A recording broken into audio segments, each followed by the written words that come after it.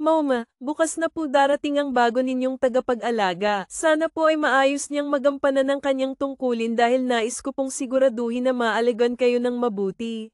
Malumanay na wika ni Miguel habang nakatingin ng may pagmamahal sa kanyang lola. Bahagyang natawa si Lola Rosario at banayad na tumango. Apo, huwag mo namang masyadong higpitan ang mga nag-aalaga sa akin. Ako rin naman ang mahihirapan kung hindi sila magtatagal. Baka naman natatakot sila sa iyo kaya umaalis agad. Mabait naman yung huling nag-alaga sa akin, pero bigla siyang nag-resign. Siguro, natakot siya sa pagiging istrikto mo. Apo, bawasan mo naman ang pagiging mainitan ng ulo mo. Napakamot sa ulo si Miguel at bahagyang natawa. Hindi naman po, Mamila. Gusto ko lang po talagang siguruhin na maayos ang pag-aalaga nila sa inyo, lalo na't binabayaran naman po natin sila ng tama. Paliwanag niya, pilit na pinapakalma ang kanyang lola. Bagamat kilala si Miguel bilang maislan at istrikto, ito'y dahil sa kanyang matinding pagmamalasakit sa lola. Si Lola Rosario ang tumayong magulang niya noong siya'y bata pa, matapos niyang maulila ng maaga. Kaya't mahal na mahal niya ang kanyang moma at nais niyang tiyakin ang kaligtasan at kaginhawaan nito. Pero apo, dagdag ni Lola Rosario, itong bagong darating, bigyan mo naman ng pagkakataon.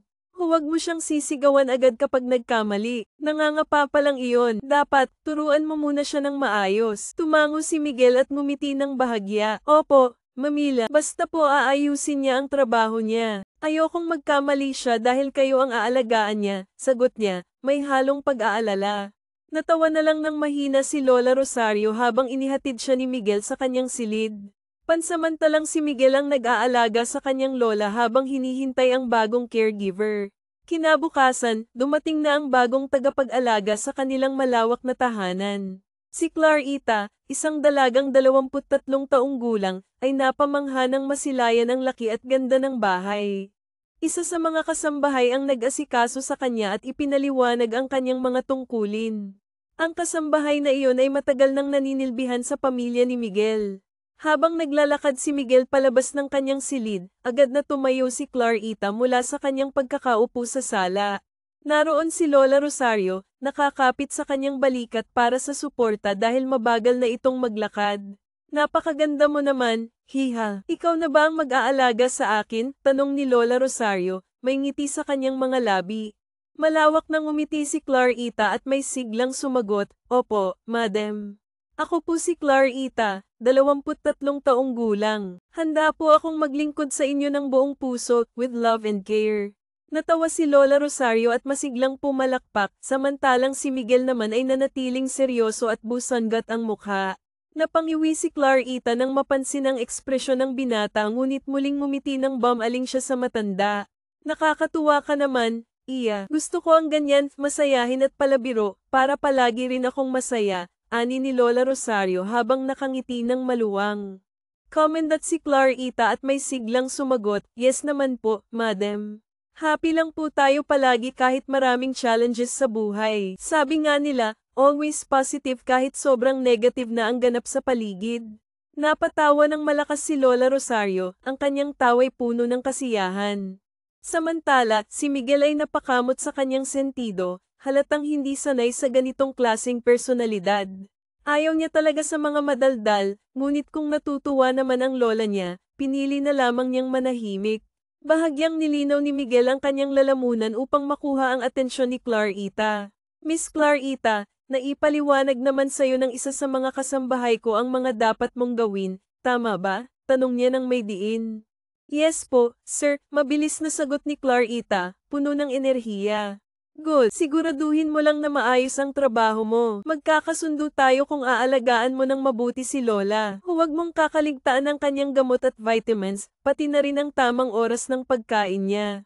Mamaya, ibibigay ko sa iyo ang ilang papeles na naglalaman ng lahat ng dapat mong tandaan. Basahin mo yun ng mabuti at itatak sa isip mo. Ayoko ng mga pagkakamali, mariing wika ni Miguel, na tila nakakatakot kung tutuusin. Subalit, sa halip na matakot, ngumiti lamang si Clarita. Sanay na siya sa mga masusungit na amo at nalalampasan niya ito sa pamamagitan ng pagtitiyaga. Yes po, sir, tatandaan ko po yan. Pero kung sakaling magkamali ako, huwag po sana kayong magalit ng sobra o pagsabihan ako ng masakit. Tao lang din naman po ako at nagkakamali. Pero promise, gagalingan ko po sa trabaho at iiwasang magkamali. And I thank you, wika niya na may kasamang ngiti. Muling natawa si Lola Rosario. Natutuwa siya sa pagiging masayahin ni Clarita, na sa tingin niya ay magpapasaya rin sa kanyang mga araw. Kaya naman, imbes na mainis, pinili ni Miguel na pigilan ang sarili at tumalikod na lamang. Fine, whatever, just do your job, malamig na sagot ni Miguel bago siya tuluyang umalis. Naupo naman si Clarita sa tabi ni Lola Rosario at masiglang ngumiti. Hi, madam, ang ganda-ganda niyo po kahit may edad na kayo. Para kayong diwata sa masukal na kagubatan, sang yarn, pagbibiro ni Clarita. Napahalakhak si Lola Rosario, napahawak pa sa kanyang tiyan dahil sa tawa. Pasaway kang bata ka, pero salamat at napatawa mo ako. Madalas kasi, ang mga nag-aalaga sa akin, ang seseryoso. Bihira lang akong tumawa. Nangunot ang noo ni Clarita. Hay nako, ako po minsan kinakabag nakakatawa kasi lagi kong iniisip na dapat maging masaya para hindi maramdaman ang pagod. Mabuti nga po kayo, madam, tumatawa pa kayo. Pero si sir? Aba, daig pa yata ang may araw. Nakabusangot ng husto ang mukha. Mabuti na lang gwapo siya, dahil kung hindi, aba, napakapangit niya.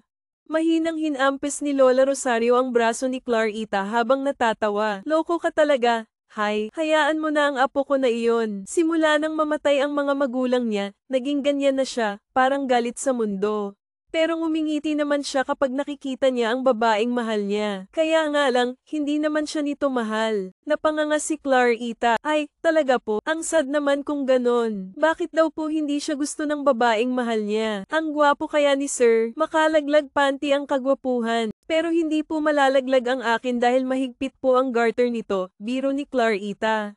Napahagalpak ng tawa si Lola Rosario habang si Clarita naman ay ngumiti ng matamis. Masaya na napapasaya niya ang matandang kanyang aalagaan. Pasaway kang bata ka, ang sakit na ng tiyan ko sa'yo kakatawa. Pero seryoso iyon, hindi talaga siya gusto ng babaeng mahal niya kahit gwapo ang apo ko. Tinanong ko yung babae, ang sabi niya, hindi siya bum-abase sa mukha. Talagang ayaw niya lang sa apo ko. Kaibigan lang ang turing niya kay Miguel. Okay lang po yan. Baka hindi talaga sila ang itinadhana sa isa't isa. At saka, marami naman pong babae sa mundo. Hindi siya mauubusan. Maghintay lang po siya. Baka na traffic lang, sagot ni Clarita. Naiiling na tumawa si Lola Rosario habang pinagmamasdan si Clarita. Sa unang araw pa lang ng dalaga, magaan na agad ang loob niya rito. Kinabukasan, maagang nagising si Clarita upang ipagluto ng pagkain si Lola Rosario. Iba kasi ang pagkain ng matanda sa kanila, kaya't si Clarita na mismo ang nag-asikaso nito. Habang abala siya sa pagluluto, bumaba naman si Miguel upang kumuha ng maiinom. Naabutan niyang sumasayaw-sayaw pa ang dalaga habang nagluluto. Tigas ng katawan, bulong ni Miguel na may halong inis. Narinig yun ni Clarita kaya siya napalingon. Good morning. Sir, masiglang bati niya, sabay kindat. Napailing si Miguel at nangisim ang mukha. Ang ingay mo, tikom mo ang bibig mo. Ha? Pasensya na po kung naiinggayan kayo sa akin, sir. Pero ganito po talaga ako, at masaya naman si Lola Rosario na maingay ako. Natutuwa siya sa akin, sagot ni Clarita. Tila napailing na lamang si Miguel at nagpatuloy sa kanyang ginagawa. Sa kabila ng inis niya, alam niyang masaya ang kanyang lola, kaya't pinili niyang huwag nang magsalita pa. Natutuwa ba ako sa'yo? Mahinahong tanong ni Miguel, ngunit halata ang bahagyang inis sa kanyang boses. Tumaas ang kilay ni Clarita, ngunit nanatili ang kanyang ngiti. Kung ganun po ba, aalisin niyo na ako sa trabaho kong ito? Sabihin ko na po agad kay madam, sagot niya, na may halong biro ngunit may respeto. Akma na sanang tatalikod si Clarita nang biglang hawakan ni Miguel ang kanyang pulsuhan. Agad din naman itong binitawan ng binata na tila nagulat sa kanyang naging kilos. Bahagyang umarko ang kilay ni Clarita habang tinitingnan si Miguel. Manahimik ka nga dyan, madiin na sabi ni Miguel. Magluto ka na lang ng pagkain ni Lola at siguraduhin mong masarap yan, ha? Idinugtong niya ito ng may diin bago siya tuluyang tumalikod at iniwan ang dalaga. Napailing si Clarita ngunit hindi na lamang siya nagsalita. Sa halip, ipinagpatuloy niya ang pagluluto. Nang matapos niyang ihanda ang almusal ni Lola Rosario, maingat siyang nagtungo sa silid ng matanda. Kumatok muna siya ng 3 beses bago pumasok. Good morning, Madam, nakahanda na po sa ibaba ang almusal ninyo, magiliw na bati ni Clarita habang dahan-daang inaalis ang nakataklob na kumot sa katawan ng matanda. Maingat niyang ainalalayan si Lola Rosario na makabangon mula sa higaan at saka tinupi ang kumot nito. Tumingin sa kanya si Lola Rosario at ngumiti. Ang aga mo naman yata nagising. Iya, baka inaantok ka pa, hindi naman kailangang sobrang aga kang bumangon. Ayos lang kahit mga alas 7 o alas 8 ka na magising, wika nito ng may lamang. Ngumiti si Clarita, hayaan niyo na po, madam. Ayos lang po yun, sanay na po ako. Pagkapasok ko naman po sa kwarto sa gabi, mabilis din po akong nakakatulog kaya mahaba rin po ang pahinga ko. Kayo po ba? Anong oras po kayo nagigising? Baka naman po inaantok pa kayo at nadisturbo ko ang tulog ninyo, magalang niyang tanong. Umiling si Lola Rosario, hindi naman, iya, maaga talaga akong nagigising, pero hindi ako agad bumabangon. Nasanay lang din siguro ako sa ganyan. Ha, ganun po ba? Akala ko po na-disturbo ko kayo. Halina po kayo sa ibaba para makapag-almusal na tayo, masiglang sabi ni Clarita habang ainalalayan ang matanda sa paglalakad. Opo, madam, I will be your food buddy. Charot po, pabirong sabi ni Clarita na ikinatawa ng matanda. Masaya siya dahil mabait si Lola Rosario, kahit na masungit ang apo nito. Sa isip ni Clarita, mananatili siyang masayahin kahit pagsungitan pa siya ni Miguel, dahil ang mahalaga sa kanya ay ang kasiyahan ng matanda.